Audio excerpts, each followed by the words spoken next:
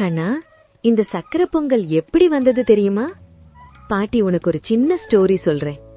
இந்த சக்கரை பொங்கல உன் அம்மா ரொம்ப பாசத்தோட சமைச்சா. பச்சரிசி, பருப்பு, வெல்லம், கொஞ்சம் நெய் போட்டு சமைச்சா. உன் அப்பா கடைக்கு போய் அந்த அரிசி, பருப்பு, வெல்லம் வாங்கி வந்தார்.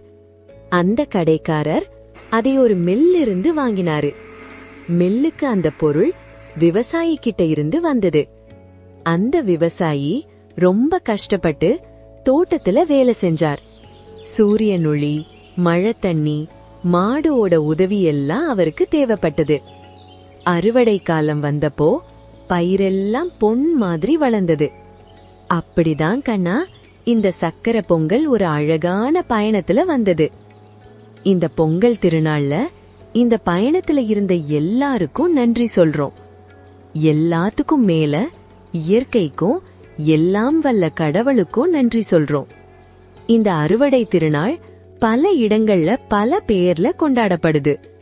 இப்போ நல்லா சாப்பிடு கண்ணா, வலுவானவனா வளரு. பாட்டி சொன்ன கதை மறந்துடாத. இனிய பொங்கல் நல்வாழ்த்துக்கள்.